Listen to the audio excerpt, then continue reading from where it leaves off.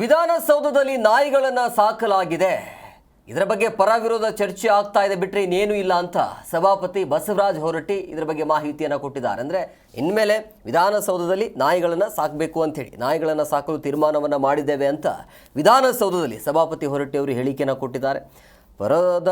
ಈ ಪರ ಮತ್ತು ವಿರೋಧ ಇರ್ತಾವೆ, ಸೊ ಅದು ಸರಿಯಾಗಬೇಕು ಅಂತೇಳಿ, ಇಲ್ಲಿ ಸರಿಯಾಗಬೇಕು, ಜನರಿಗೆ ತೊಂದರೆ ಆಗಬಾರ್ದು ಅಂತ ಹೇಳಿದ್ದಾರೆ.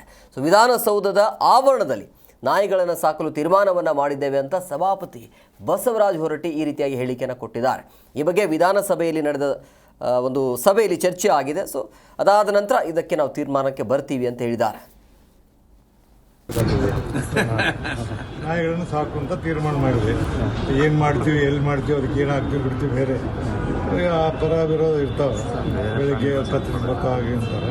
ಬಟ್ ಏನಂದರೆ ಅದಕ್ಕೆ ಅವಕ್ಕೂ ಸರಿ ಆಗಬೇಕು, ಇಲ್ಲಿ ಸರಿ ಆಗಬೇಕು, ಜನರಿಗೆ ತೊಂದರೆ ಆಗಬೇಕು.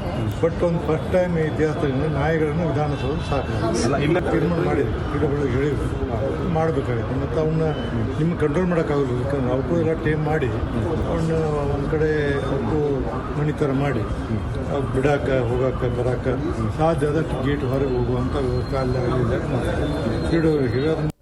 ಇನ್ನು ಇದೇ ಸಂದರ್ಭದಲ್ಲಿ UT ಖಾದರ್ ಅವರು ಕೂಡ ಮಾತನಾಡಿದ್ದಾರೆ. ನೋಡಿ, ಪ್ರಕೃತಿಯಲ್ಲಿ ಮನುಷ್ಯರಿಗಿರುವಷ್ಟೇ ಪ್ರಾಣಿಗಳಿಗೂ ಕೂಡ ಬದುಕಲು ಹಕ್ಕಿದೆ. ನಾವು ವಿಧಾನಸೌಧದಲ್ಲಿ ನಾಯಿಗಳನ್ನು ನಿಭಾಯಿಸಲು NGO ಕೊಡ್ತೀವಿ ಅಂತ ಸ್ಪೀಕರ್ UT ಖಾದರ್ ಹೇಳಿಕೆಯನ್ನು ನೀಡಿದ್ದಾರೆ. ಸೊ ಜನರಿಗೆ ತೊಂದರೆ ಆಗದಂತೆ ನೋಡಿಕೊಳ್ಳಲು ವ್ಯವಸ್ಥೆ ಮಾಡಿಕೊಳ್ಳಲಾಗತ್ತೆ ಅಂತ ಹೇಳಿದರು. ಮನುಷ್ಯರಿಗೆ ಎಷ್ಟು ಬದುಕಲಿಗೆ ಹಕ್ಕಿದೆ, ಪ್ರಾಣಿಗಳಿಗೆ ಕೂಡ ಅಷ್ಟೇ ಇದೆ. ಸೊ ಇಲ್ಲಿ ಇರುವಂಥ ಕೆಲವೊಂದು ಅದರಲ್ಲಿ ಯಾರೋ ಅಭಿಪ್ರಾಯ ಇದೆ, ಕೆಲವೊಬ್ಬರಿಗೆ ತೊಂದರೆ ಆಗ್ತದೆ ಅಂತ ಹೇಳ್ತಾರೆ, ಕೆಲವೊಂದು ಅದನ್ನು ಅದು ಏನು ತೊಂದರೆ ಇಲ್ಲ ಅಂತ ಹೇಳ್ತಾರೆ. ಇಲ್ಲಿ ಕೂಡ ಪ್ರತಿಪಕ್ಷ ಆಡಳಿತ ಪಕ್ಷ ಇಲ್ಲಿ ಕೂಡ ಇದೆ. ಈ ಮಧ್ಯದಲ್ಲಿ ಕೆಲವು ಪರ ಕೆಲವು ವಿರುದ್ಧವಾಗಿ ಎಲ್ಲ ಕ್ರೋಢೀಕರಿಸಿಕೊಂಡು ನಾವು ಚರ್ಚೆ ಮಾಡಿದ್ದೇವೆ. ಒಂದು ಪರಿಹಾರ ನಾವು ಅದನ್ನು ಕಾಣಬೇಕಂತೇಳಿ ಅದಕ್ಕೆ ಒಂದು ತಜ್ಞರು ಒಂದು ವರದಿ ಸಲ್ಲಿಸ್ತಾರೆ. ಎಷ್ಟು ಇವತ್ತು ನಮ್ಮ ಈ ವ್ಯಾಪ್ತಿಯಲ್ಲಿ ಇದೆ, ಎಷ್ಟೆಷ್ಟು ವಯಸ್ಸದು, ಮತ್ತು ಅದಕ್ಕೆಲ್ಲ ಪರ್ಸನಲೈಸೇಷನ್ ಆಗಿದೆ ಅಥವಾ ಅದು ಸುರಕ್ಷಿತವಾಗಿ ಇದೆ, ಮತ್ತು ಅದಕ್ಕೆ ಒಂದು ಕೆಲವೊಂದು ಜಾಗ ಕೊಟ್ಟು ಅದನ್ನು ನಿಭಾಯಿಸಲಿಕ್ಕೆ ಒಂದು NGO, ಯಾಕೆಂದರೆ ಪ್ರಾಣಿದಯ ಸಂಘ ಬೇರೆ ಬೇರೆ ಸಂಘಗಳಿಗೆ ಅದನ್ನು ಒಬ್ಬ ಅದನ್ನು ವಹಿಸಿಕೊಟ್ಟು ಅವರು ಅದನ್ನು ಮೇಲೆ ಚೆನ್ನಾಗಿ ನೋಡಿಕೊಂಡು ಜನರಿಗೆ ಅಡಚಣೆ ರೀತಿಯಲ್ಲಿ ಅದನ್ನು ನೋಡಿಕೊಳ್ಳುವಂಥ ವ್ಯವಸ್ಥೆ ನಾವು ಮಾಡಲಿಕ್ಕೆ ನಾವು ತೀರ್ಮಾನ ಮಾಡಿದ್ದೇವೆ. ಅಲ್ಪ ಮುಂದಿನ ಅದಕ್ಕೆ ನಾವು ಚಾಲನೆ ಕೊಡ್ತೇವೆ. ಅದಕ್ಕೆ ಬೇಕಾಗುವಂಥ ಶೆಲ್ಟರ್ಸ್ ಎಲ್ಲ ಕಟ್ಟಲಿಕ್ಕೆ ಜಿ ಕನ್ನಡ ನ್ಯೂಸ್ ಈಗ ನಿಮ್ಮ ಮನೆಯಲ್ಲೇ ನೋಡಿ. ಎಲ್ಲ ಕೇಬಲ್ಗಳಲ್ಲಿ ಈಗ ಲಭ್ಯ.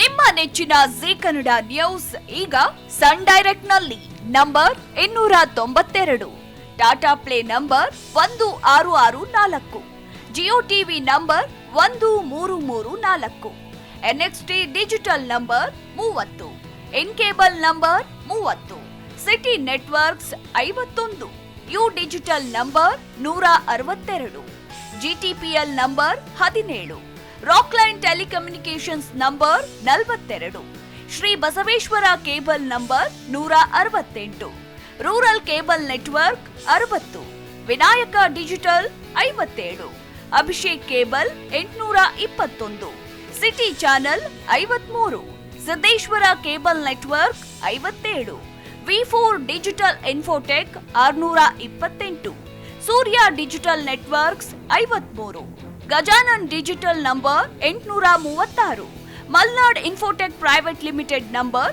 56, Metrocast number 830, Victory Digital number 167ರಲ್ಲಿ ನೋಡಿ ಆನಂದಿಸಿ.